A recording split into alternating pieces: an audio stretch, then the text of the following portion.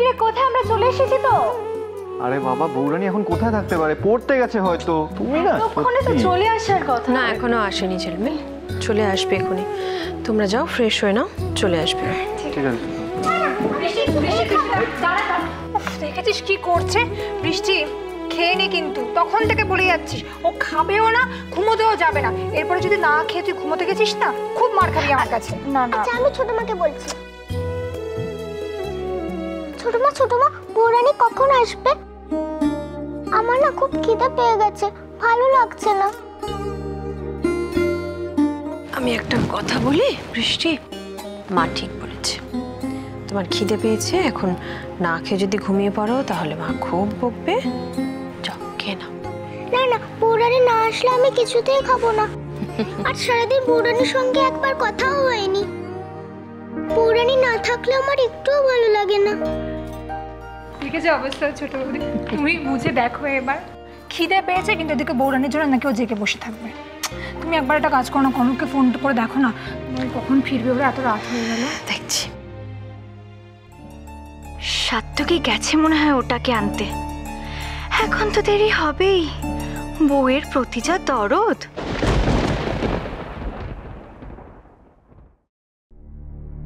এত কেন দেরি হচ্ছে ওদের? এত তো দেরি হওয়ার কথা নয়। সাত্তকি তো আনতে গেল। ওহো, মিসেস ফার্নান্ডেজের ওখানে তো আজ ডিনারের প্রোগ্রাম, তাই কি এত লেট? আরে শোনো না আমার কথা। ওইসব তুমি বললে কি করে হবে ঠাকুরজি? না ও আমি তোমার কোনো কথাই শুনবো না। তোমার এখন কোথাও যাওয়াটা চলবে। আরে বাবা আমার বাড়ি না গেলে চলবে? আচ্ছা তুমি বলো, আমার তো একটা বাড়ি আছে, সেখানে তোমাকে যেতে হবে নাকি? হ্যাঁ এই কি ব্যাপার গো, তুই পুরীতে মিলে হঠাৎ এভাবে ঝগড়া কেন করছে? আরে বাবা সারাদিন কি আর করবে, টাইম পাস করতে হবে না? আস্তে কথা বল, পরিবেশের গান কিন্তু না দিন থেকে শুনলে পরে দেখতে হবে। বাবা আরে বুঝবে তো তুমি। কি হয়েছে মা, কি হয়েছে? আর বলো না, তখন থেকে বাচ্চাদের মতো বায়না ধরেছে বাড়ি যাব। আচ্ছা ঠাকুরজি ঠিক করে বলো দেখিনি কি অসুবিধাটা তোমার হচ্ছে এখানে? আরে বাবা আচ্ছা ইন্দিরা, তোমার তো বিদ্যে বুদ্ধি আছে, তুমি বোঝো। আমি কি এখানে থাকলে আমার চলবে? আমাকে তো বাড়ি যেতে হবে নাকি? না শোনো, আমার পুরো কথাটা শোনো। আমি কি ভেবেছিলাম, এই দেখো এই পাঁজি এনেছি, এই পাঁজি দেখে অলির আশীর্বাদের দিনটা ঠিক করে আশীর্বাদটা হয়ে গেলে আমি বাড়ি যাব। একবার অল্পের কথাটা ভাবো, ও বেচারির কেউ নেই, একা। ওর দিকটা তো আমাকে একবার দেখতে হবে নাকি? বুঝেছি ফুলপেশি, তুমি এই অজুহাতে পালাই করছো তো। সব অজুহাত একদম চলবে না। শোনো ফুলপেশি, অরূপ কিন্তু আমরা আমাদের বাড়ির ছিল, দরকার হলে ওর বিয়েটা আমরা এখান থেকে দেবো, কি বলো আমরা? আরে হ্যাঁ আমি তো সেটাই বলছিলাম। শোনো না, বলছি কি অরূপ আর আমাদের অলির সাথে ভাবছি তোমারও আরেকবার বিয়ে দিয়ে দিই, কি বলো কুলদীপ?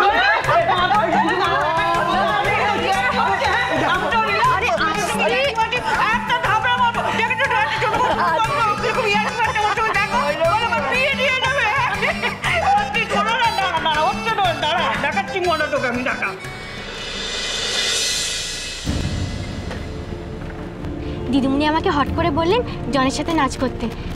সে কি লজ্জার ব্যাপার। আমি তো ওনাকে ভালো করে চিনিও না জানিও না।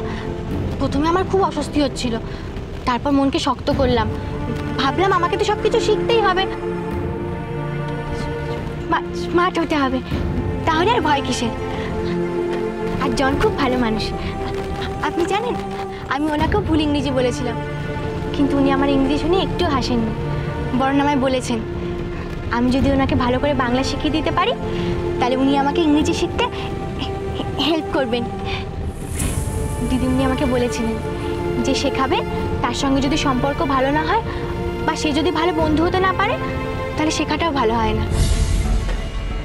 আর জন আমার সঙ্গে ফ্রেন্ডশিপ করেছে। Shut up okay? তখন দেখে খালি এক কথা বলে যাচ্ছে, জন আর জন। আমি আর কোনো কথা বলার না থাকলে বলবে না, just keep your mouth shut. ওকে?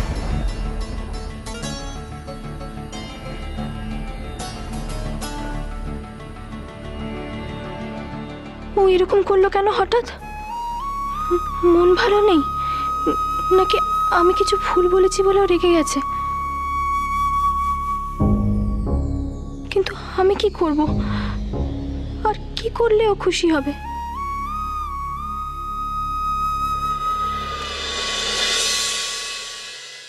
তোমরা আজ এত রাত করলে কেন? আমার কিন্তু ভীষণ খিদে পেয়ে গিয়েছে। কি আশ্চর্য, খিদের ঠেলায় তুমি ভুলেই গেছো যে সাত্তকী আর কনক এখনো ফেরেনি। আসলে না দাদা ভাই আর বৌরানী নেই দেখে আমারও খেতে বসতে ইচ্ছে করছিল না, কিন্তু এখন তো দেখছি পেটের মধ্যে রীতিমতো ইঁদুরগুলো ছুটোছুটি করছে। বাবার মতন আমারও হালত খারাপ হয়ে গেছে। খিদে পেয়েছে খেয়ে নেবে তা না, আমাকেও তো হা করে বসে থাকতে হবে কখন কনক আসবে তার জন্য। অদ্ভুত সব ব্যাপার স্যাপার এদের বাড়িতে। অব্র, তুই একবার সাত্তকীকে ফোন করে দেখ না, ওরা কত দূরে। না, আমারই ভুল হয়েছে আসলে। আজ তো কনকের মিসেস ফার্নান্ডেজের ওখান থেকে ডিনার করে ফেরার কথা, আর সাত্তকী গেছে ওকে আনতে। আমার মনে হয় ও ওখানে আটকে গেছে দাদা। ওমা, তুই তো আগে কিছু বলিসনি। আমরা তো সবাই ওদের অপেক্ষাই করছিলাম। আমার বলা উচিত ছিল, আমার একদম একদম ভুলে গিয়েছিলাম। ইনফ্যাক্ট ওদের এতটা রাত হবে আমি ঠিক সেটাও বুঝতে পারিনি। কেন এত রাত করছে কে জানে। তাহলে আমি আপনার খাবারটা বেড়ে দিই? না, আমি ওকে খাওয়াচ্ছি, খাইনি, আমি নিয়ে নেবো। তুমি আচ্ছা ঠিক আছে। আকর বাবা।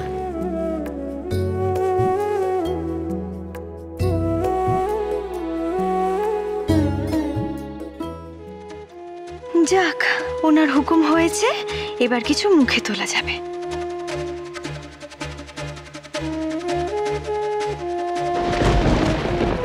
কি হলো অলি, তুমি কিছু খাচ্ছ না কেন? এই তরকারিটা পাস করবো? না না, আমার আর কিছু লাগবে না। অলি, তোর কি হয়েছে আমায় বলতো? আমি বেশ কিছুদিন ধরে দেখছি তুই খুব গুম মেরে গেছিস। কাকুমনি একদম ঠিক বলেছো, বুঝলে? আমিও দেখছি অলির বিয়ের কথার পর থেকে না ও একদম চুপচাপ একটা লজ্জাবতী লতা হয়ে গেছে। ইনফ্যাক্ট আগের দিন আমি ওর পাতের থেকে একটা আস্ত ডিম তুলে নিলাম, বুঝলে? ওদিকে রিয়াক্টই করলো না। অলি, তুই কি ভালো হয়ে গেছিস রে, ভেরি গুড।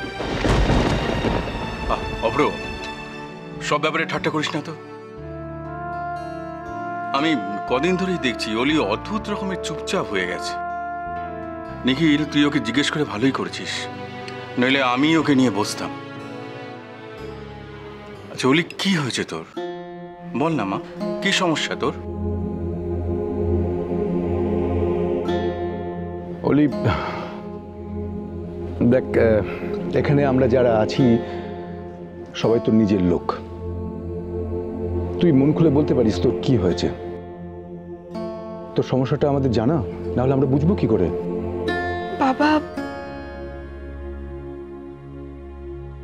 আমি পড়াশোনাটা চালিয়ে যেতে চাই, আর তাই কি হলি? কিছু না ছোট মা। বৌমনি, আমাকে একটু ওই তরকারিটা পাস করো না। শিওর। এনো। কিন্তু অলি, তোমার মা কি জানতে চাইছেন সেটা বলো। দাঁড়াও জিলমিল। অলি, তুমি কিরকম একটু অদ্ভুত ব্যবহার করছো, আমি জানি না কেন। কি একটা বলতে গিয়েও চুপ করে গেলে, এড়িয়ে গেলে। দেখো অলি, এখানে কেউ জোর করে তোমার ওপর নিজেদের সিদ্ধান্ত চাপিয়ে দিচ্ছে না। অরূপ ভালো ছেলে, আমাদের প্রত্যেকের পছন্দ অরূপকে। এখন এমন কিছু করো না যাতে সম্বন্ধটা। আমি বিয়েটা করতে চাই না ছোট মা। আমি এখনো